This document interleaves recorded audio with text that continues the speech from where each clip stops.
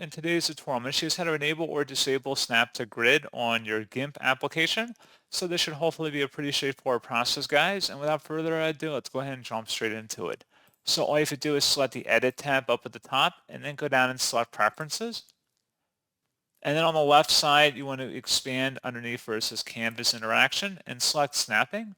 On the right side where it says Snap to Grid, go ahead and make sure that it's checkmarked or uncheck it depending on your preference, and then select OK to save, and that's all you have to do.